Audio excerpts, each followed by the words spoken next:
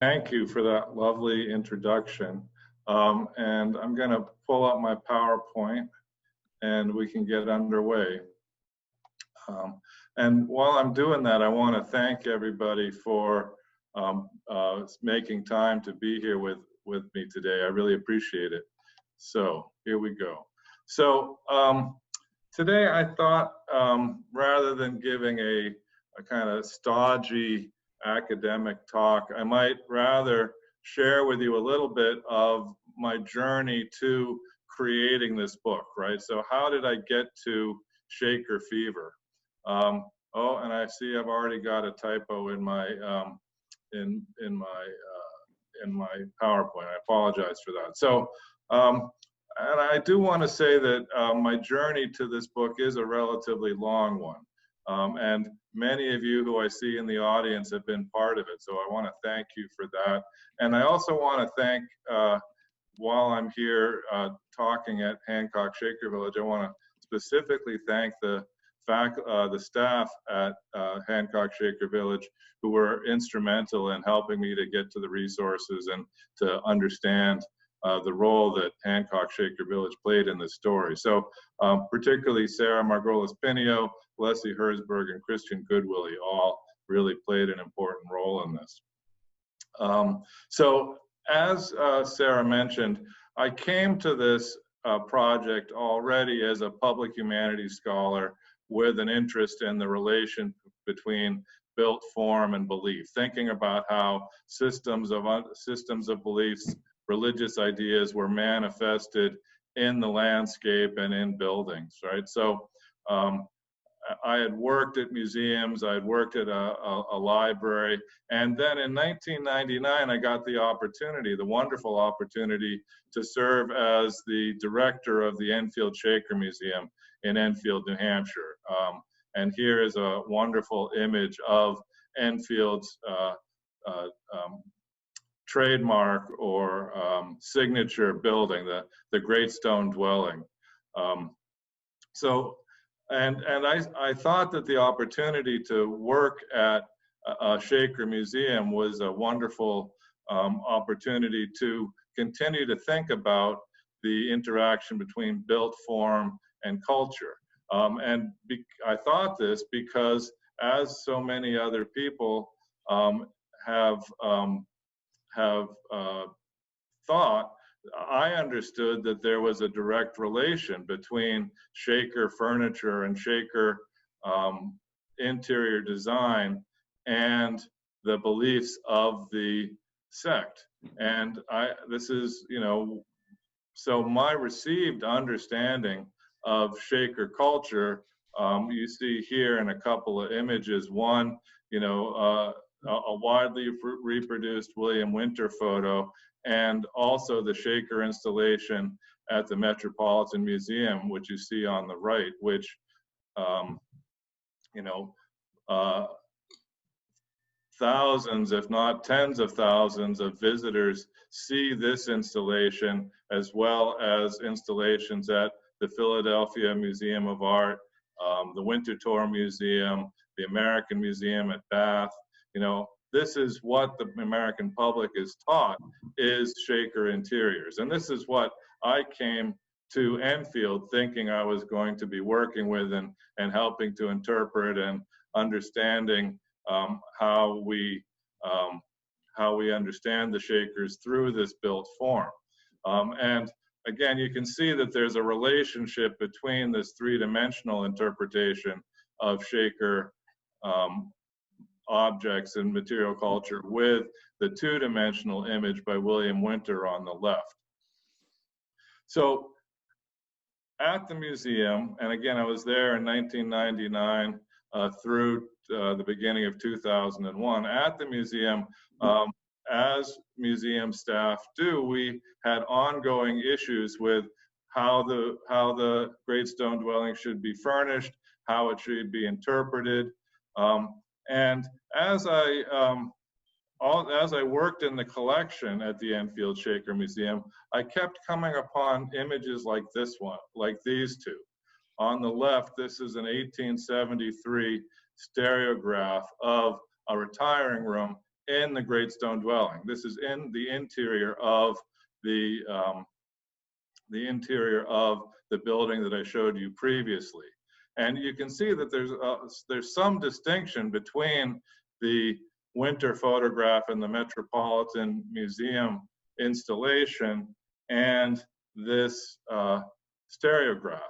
Most notably, you know, the woven, the Victorian woven carpet on the floor, and then also the ornamental and ornamented, maybe a neo-Grec bed in the retiring room. And similarly on the right is an 1880s view of the Shaker Sisters workroom in Canterbury, New Hampshire, which again has an ornamented rug on the floor, and then all sorts of framed pictures on the walls, even though, you know, Alice Winchester, the writer in Antique Magazine, had assured her readers that Shakers never, ever had framed pictures on the walls, right? So here I started to see that there was something going on. There was some disjunction between what we were interpreting at Enfield and what was being interpreted all over the country, and even all over the world if you go over to the American Museum in Bath, and what the evidence, the historical evidence from photographs were telling us was the way that living Shakers actually lived, right? And I'll show you a couple more of these. This one I think is particularly wonderful. This is an image of the Shaker Sisters sewing room in the South Family in Watervliet in Albany County. And this is a William Winter photograph again from the early 1930s. And I'll just call your attention to a few different things. You know, you can probably call these out yourself. You know, the patterned linoleum on the floor, the patterned wallpaper on the wall. It looks as though there's a patterned, some sort of patterned surface on the ceiling. I really love the jigsaw ornament in the doorway. I'll point out to you that there are 3 different oriental or patterned rugs in this room, as well as I like the Victorian timepiece on the door, on the table near the door, right? So for a group that is supposed to abhor ornamentation and abhor decoration, this is an astounding photograph, right? And this is taken by Winter, the same one that took the photograph of the laundry room that I showed you earlier. But this is a document of a space that actually had living Shakers that were using this room. And this was taken at about the time that the Watervliet village went to the Albany County when the Shakers moved out of it. And then because this is a talk sponsored by Hancock, I need to show you this one. This is again one of my favorite images. This is the dining room in the brick dwelling house in Hancock, and again from 1932. And you'll see that it once again has many of the things that we talked about earlier. It's got patterned linoleum on the floor. It's got patterned throw rugs. Instead of having Shaker-made chairs, these are mass-produced chairs, probably from Gardner, Massachusetts. It's got these framed images on the walls. And I also particularly like the fussy plants on the windowsills as you go through, as you go down and look at the windows at the far end of the rooms. So these images, whether they're the William Winter images or the stereopticon from the interior of the Great Stone Dwelling, you know, really called things into question for me, particularly when we see them in contrast to William Winter's modernist compositions, the ones that are reproduced in the American Art Survey books, right? And the ones that are republished in all of the popular press books that teach Americans how to make Shaker furniture, right? And so this made me start to think about who William Winter might be.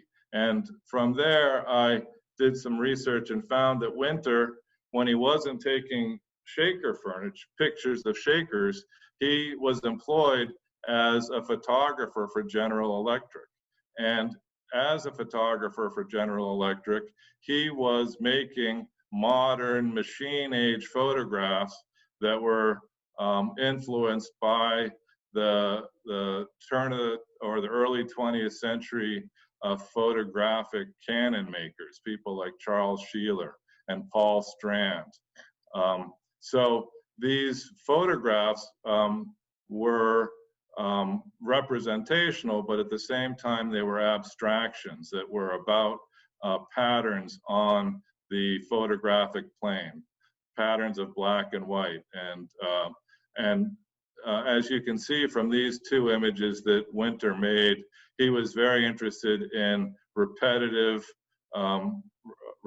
forms. He was interested in perpendicular lines and parallel lines, and he was interested in shadows and how shadows help to define space, right? And so it becomes clear that these photographs that have been so influential in shaping how Americans, both professionals and enthusiasts, understand the shaker experience, that these actually were never meant to be documentary photographs. These are modernist compositions that Winter was creating out of empty shaker buildings and shaker furniture. So the image on the left, both of these were made by Winter in just before the most important shaker exhibition at the Whitney Museum in New York. So the one on the left, certainly it's about the white plane that's being defined by the vertical clock and the horizontal of the peg rail, and then the diagonal shape of both the leaf of the table and the back of the chair, you know, cutting across that rectilinear white square that we see that's defining the form, right? And then the one on the left, which is frequently labeled as the ironing room, right? I like to think of this as a concatenation of quadrilaterals, right? Because the entire composition is just one set of quadrilateral forms after another, whether it's the panes in the window or again the white walls defined by the peg rails, or whether it's the empty spaces in the ladder back chairs, or even the folded dish towels that are hanging on the rack, right? It's not a coincidence that these dish towels are quadrilaterals again. And I remind you that these dish towels were not hung here by shakers. These dish towels were hung here by Winter himself, right? So, so once I started to understand that the shaker idea that had been sold to me and which we were selling to the visitors at the Enfield Shaker Museum, I started to realize that there was an image that had been constructed of the shakers that had taken form between 1925 and 1965. Before 1925, the idea of the shakers had not consolidated yet, and by 1965, this popular understanding had fully taken form. And Winter certainly played a role in it, and he was my introduction to it. But then after I left the Enfield Shaker Museum, I was very fortunate to be offered a position to teach public history at the University of North Carolina, Wilmington, where I had wonderful colleagues in the public history program.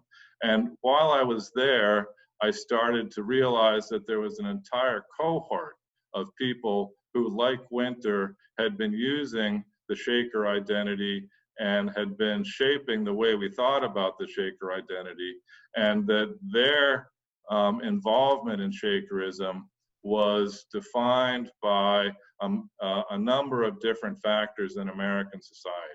Many of them, like Winter, were involved in discussions about modernism, but others were involved in discussions about nationalism, and many of them were also involved in ideas about the New Deal and about the individual's place in society. But others also came to the Shakers because they were seen as being kind of the epitome of good Protestants who were working together and inventing things and moving economics forward. So, so this book, this has been a long-winded kind of introduction to say that this book is about the people who fell sick with Shaker fever, and this is a term that some of them used to, particularly it was used in the excitement of saving Hancock from developers. People in Pittsfield claimed that they had Shaker fever because they were all het up about making sure that Hancock Shaker Village was preserved. So, so this cohort of people that fell victim to Shaker fever and who were able to use the idea of the Shakers is the subject of the book rather than the Shakers themselves. So from William Winter, I then found that possibly the second most influential set of images that showed up over and over again were images that were of Shaker material culture that were produced by the Index of American Design, which was a federal program under the WPA as part of the New Deal, which was meant to employ out-of-work artists, but also was meant to document American material culture broadly. And again, because of the linkage that was posited between Shaker material culture and modernism in the 1930s, from the very beginning, the administrators of the Index of American Design, including the industrial designer Ruth Reeves and the folk art scholar Holger Cahill, were very interested in Shaker material culture as somehow being able to be used to symbolize an American tradition.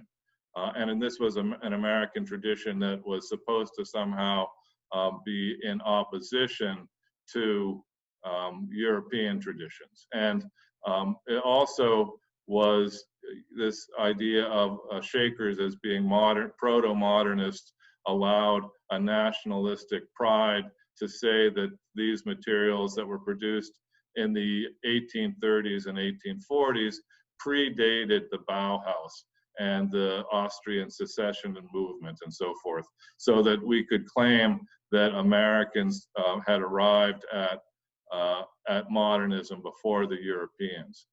So many of these images, again, were made around Hancock and around the Shaker villages in New York State, and were then brought to DC, where they were deposited at the National Gallery. And then for decades afterwards, these were either loaned out for museum exhibitions or were reproduced in books that were about either American material culture or about Shaker material culture.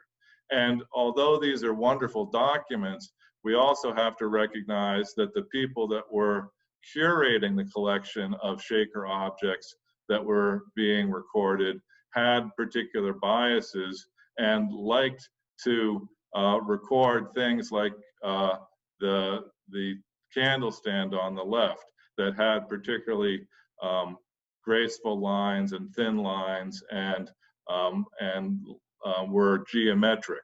So, for example, the Enfield cabinet makers were producing ornamental bedsteads that had inlay, right? And there were also shaker beds that were made that had curving finials on the top, right? And these objects were not recorded by the Index of American Design because they didn't fit the aesthetic of the people that were curating the collection, and thus those types of ornamented shaker furniture did not become canonical. So the Index of American Design was specifically made, the bureaucrats that envisioned it to begin with meant for it to inspire an American tradition in consumer goods. And almost immediately the shaker stuff did that.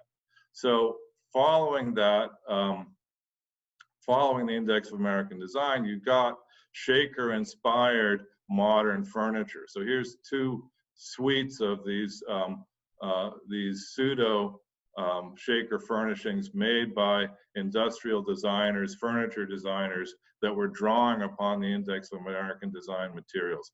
On the left is Frida Diamond for Herman Miller.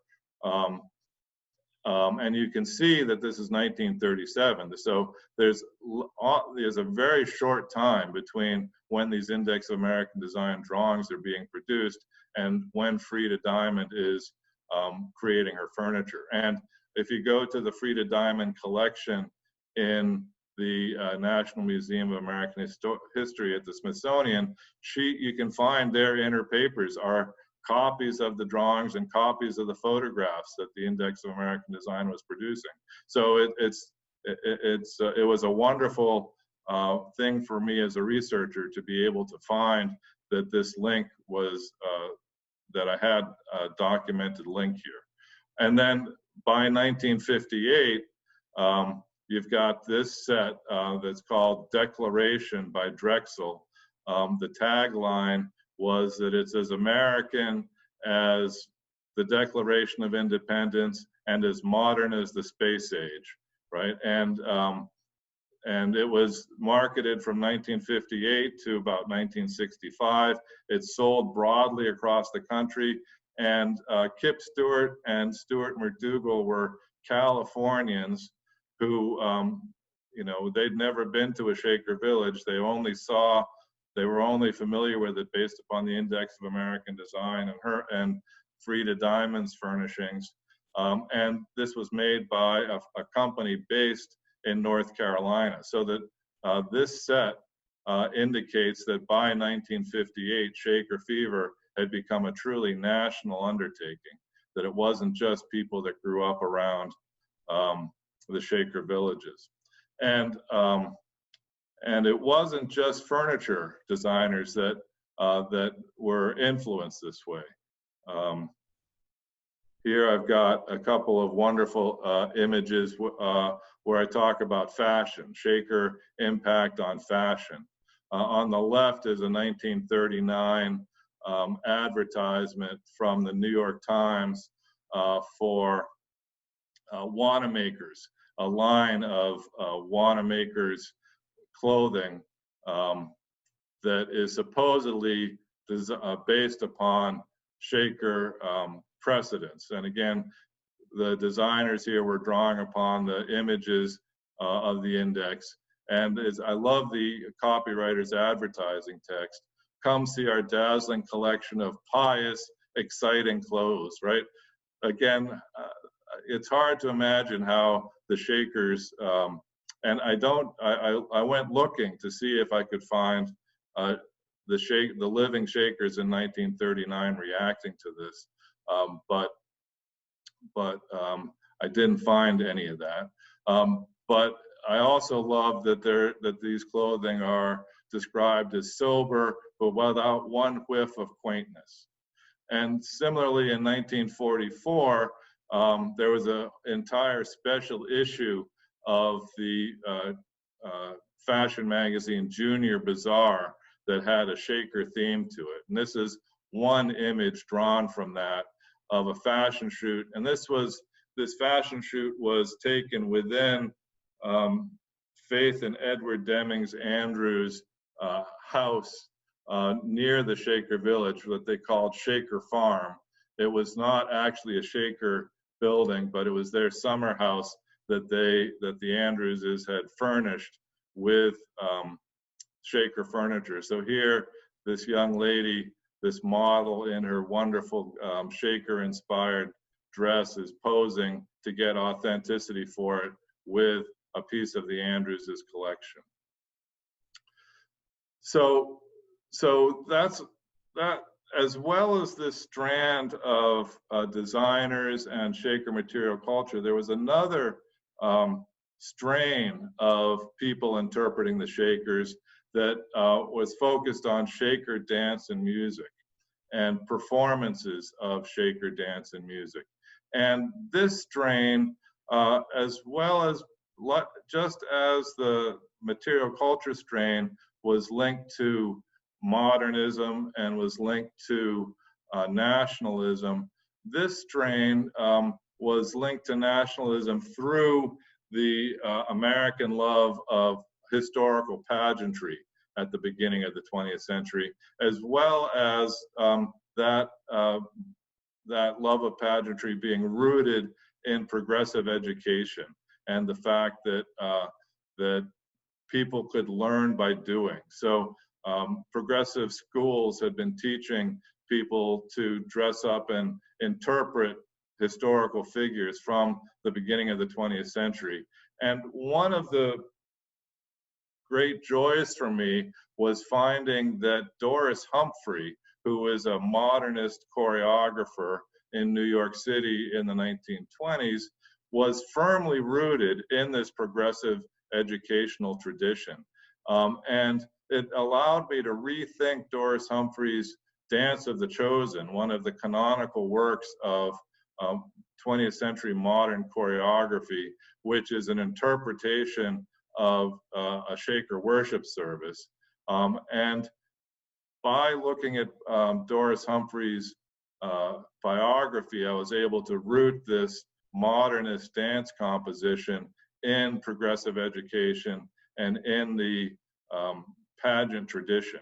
And here are two different photographs or two representations of Doris Humphrey's Dance of the Chosen from the 1920s on the left and 1930s on the right. And you can see that Barbara Morgan's photograph on the right is also firmly embedded in that photographic modernism, and the way that the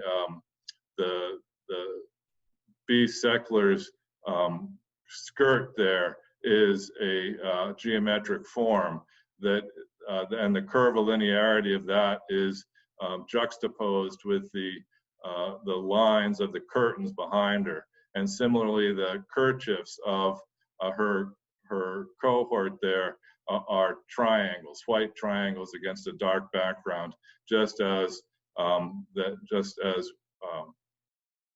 William Winter was playing with light and dark geometric forms. So once you understood Doris Humphrey's pageantry and her dance, it became clear, I came over and over again, that all across the country, people, many of them college students, were dressing up as Shakers and putting on performances in which they were interpreting the Shakers through public performance, through images, through dances and songs. And the book has numerous examples of that. Here I've given you just two. On the left is a pageant that was put on in 1960 at Smith College with the sponsorship of the Smith College Museum of Art, that was supposed to raise the profile of the project to turn Hancock Shaker Village into a museum.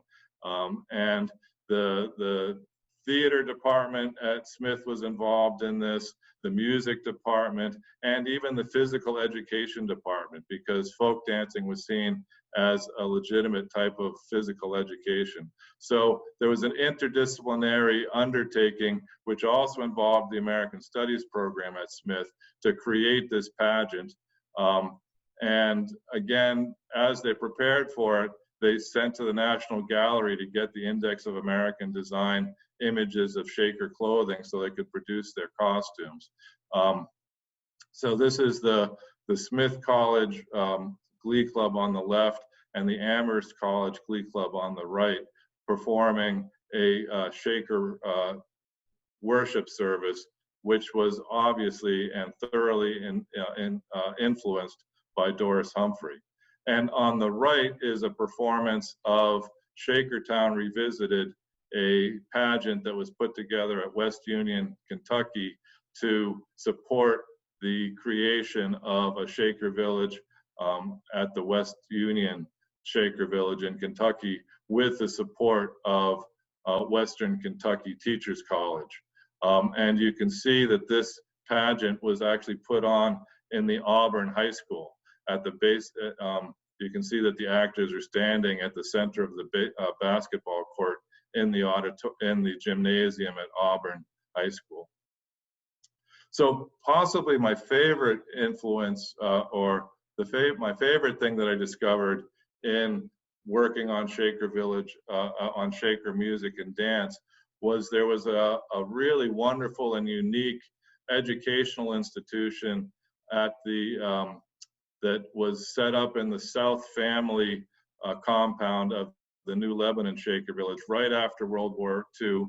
In 1947, I think, was the earliest year, that was called the Shaker Village Work Camp.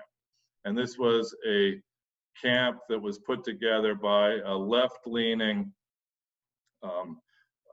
attorney who had made enough money during the New Deal and during the war that he stopped being an attorney and became an educator, and ran a summer camp that taught children how to work as a community and how to value labor and how to make their way in the world, part of a larger work camp movement in that time period.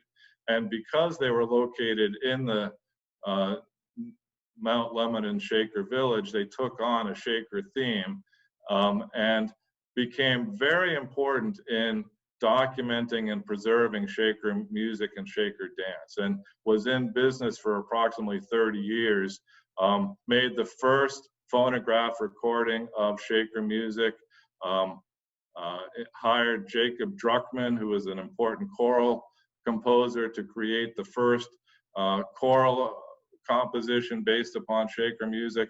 And as you can see on the left, the students themselves transposed and illustrated and published a book of Shaker songs that was published in 1956. And in this case, we know what the Shakers thought about it, because Brother Ricardo Belden, who you see standing under the archway there, was active in tutoring the young people who performed these songs as part of the broader American mid-20th century folk music revival. So I've been droning on for a long time now. So, but I'm looking forward to answering your questions. That is my my journey to getting to Shaker Fever and showing you some of the treasures that I've found. And I want to thank you for your attention, and I look forward to answering your questions. And I do also just want to mention that if I have whetted your appetite that you might want to buy this book, they are available through the Shaker, through the Hancock Shaker Village Shaker Mercantile Shop. And if you buy them there rather than through Amazon or Barnes and Noble, you'll help to keep Hancock Shaker Village moving forward. So thank you again for your attention, and I look forward to answering your questions. Thank you so much. Well, again, that was absolutely fantastic. And in particular, thank you for unpacking a bit of the Shaker Village work groups, because I have been absolutely confounded by that whole era ever since learning about it recently at Hancock.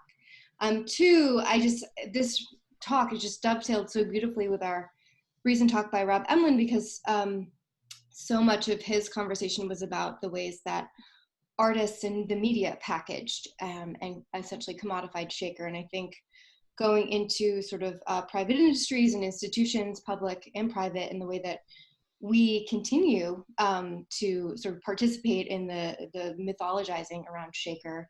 I think it's really important that we criticize that. And as I mentioned at Hancock, that's a sort of a large part of what our thinking currently, and we're redoing much of our signage and interpretation around campus. And so this is becoming a really valuable resource and conversation around that. But I had a first question to kick us off, and anyone else, I see that a number of you have put questions in the chat, which is great. So anyone else who has a question for Will, please enter it there.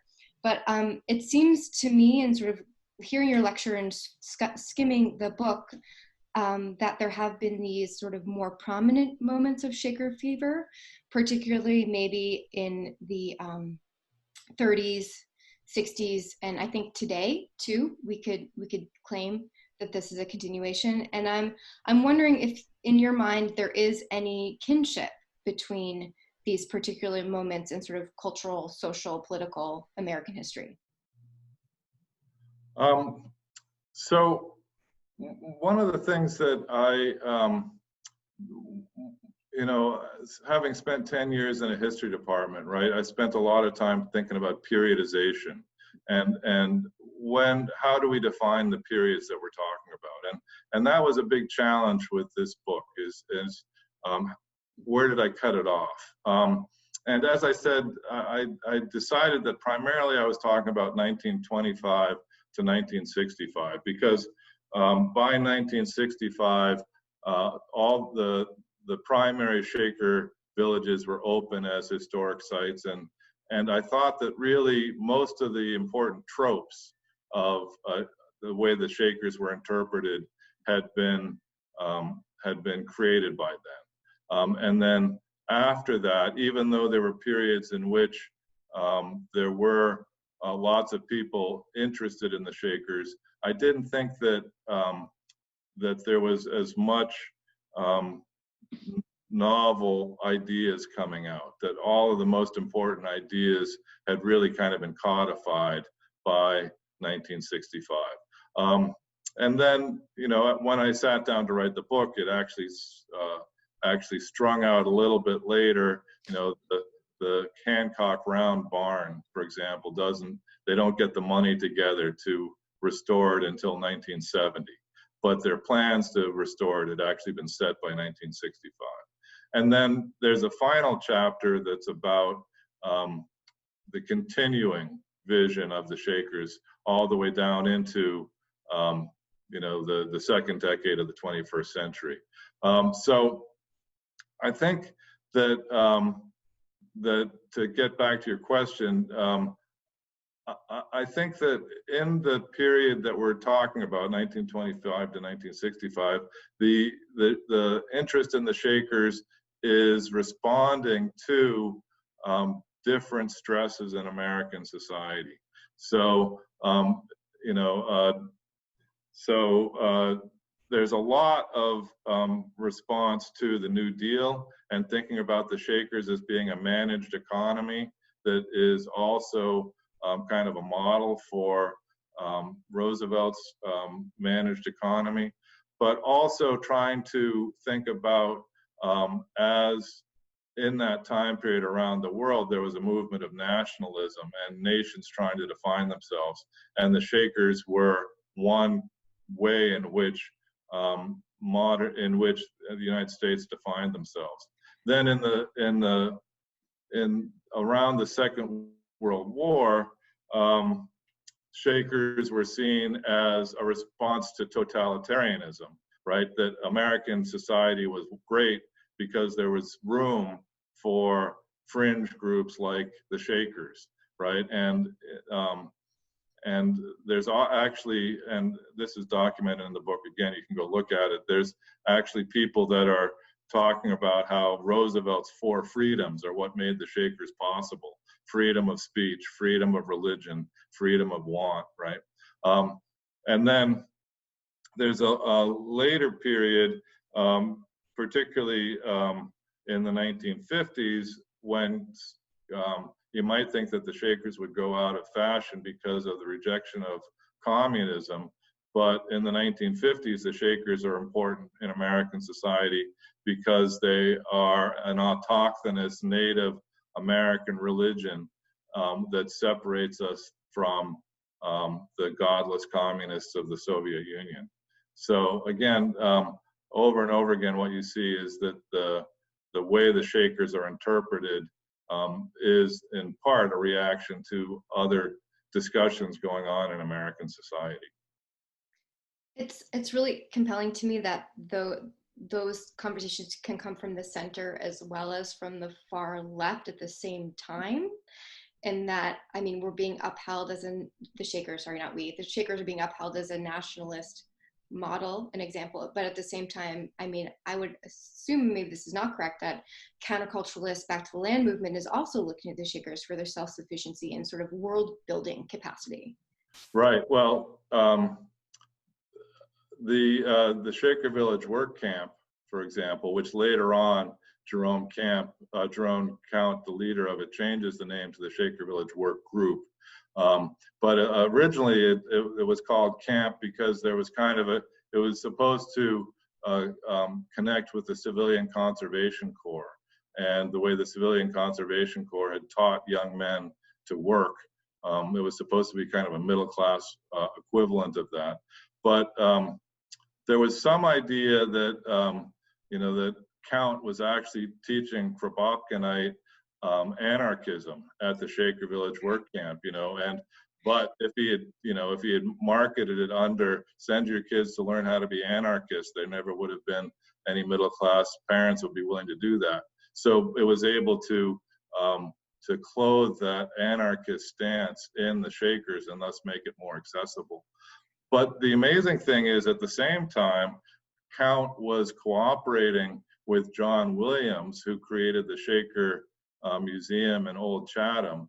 And John Williams was a Wall Street investor and a Republican, and his board was made up of business people. And their vision of the Shakers was that they were innovators and that they had invented the washing machine, and they had invented canned milk and packaged seeds, so that in that vision of the Shakers that the Shaker Museum at Old Chatham was marketing, the Shakers were the predecessors to the A&R department of all of the big businesses that the board members were on.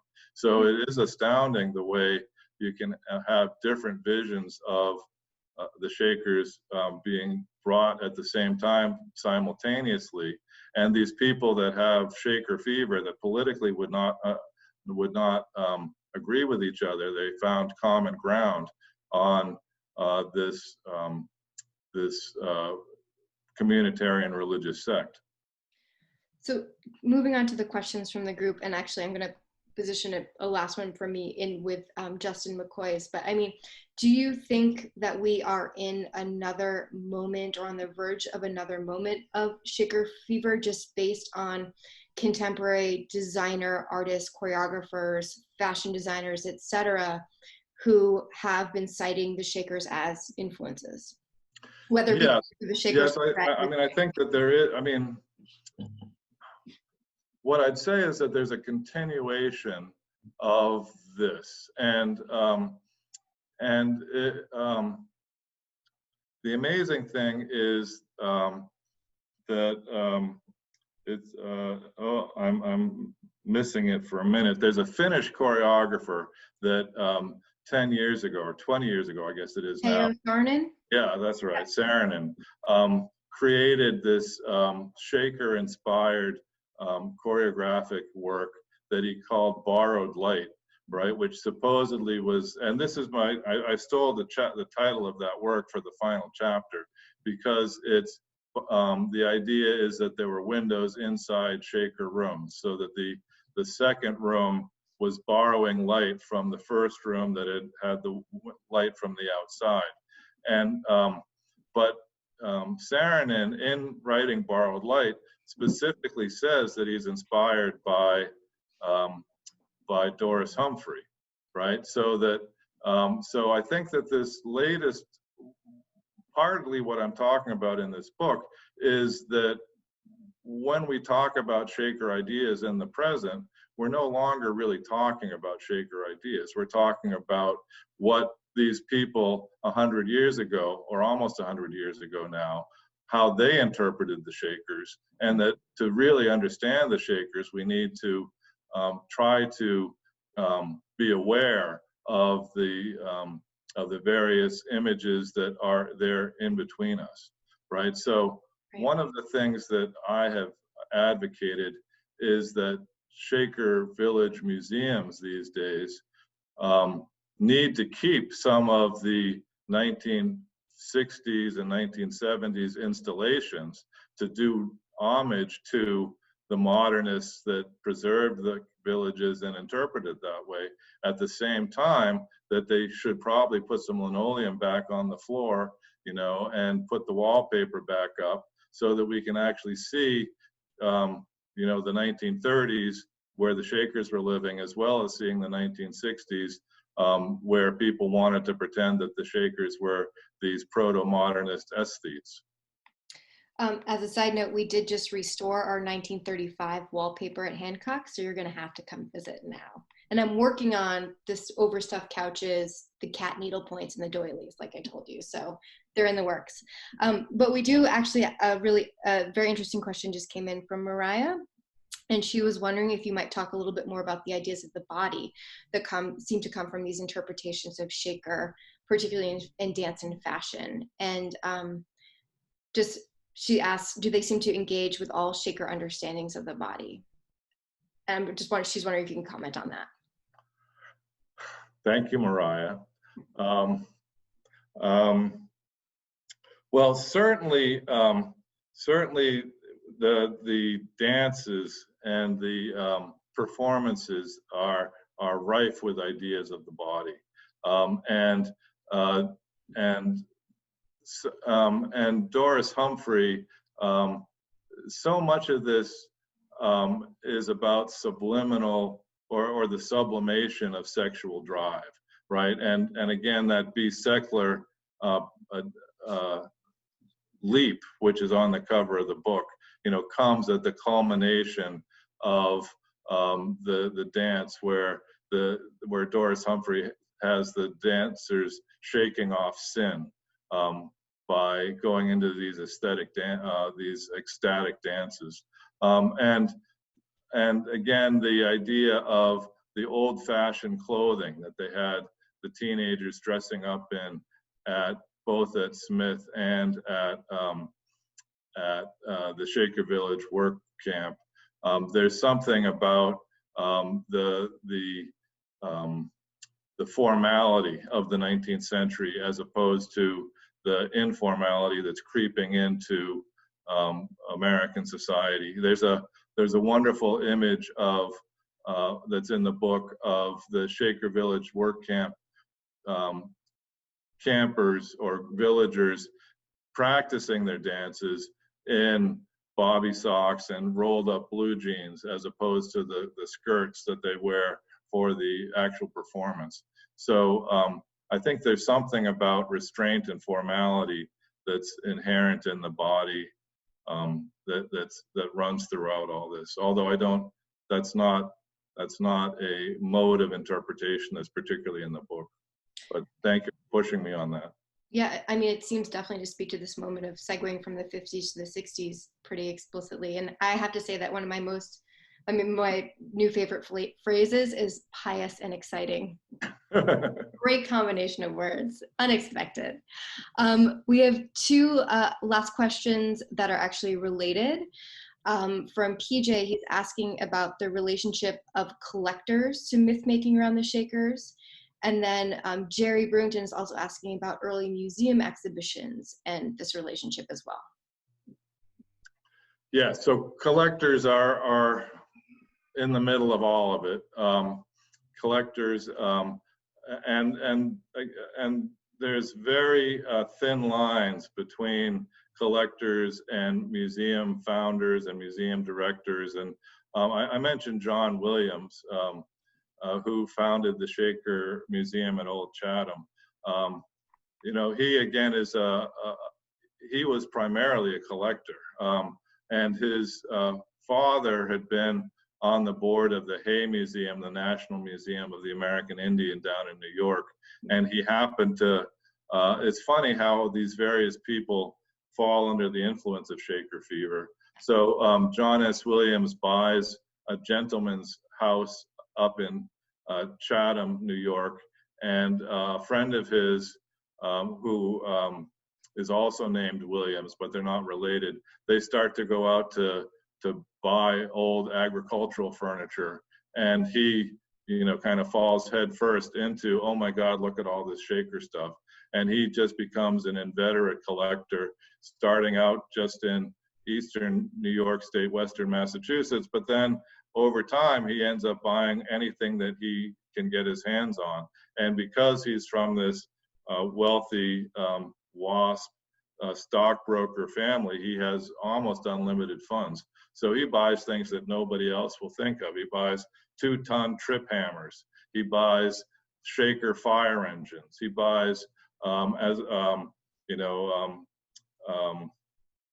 he buys evaporating pans for making condensed milk, right? At the same time,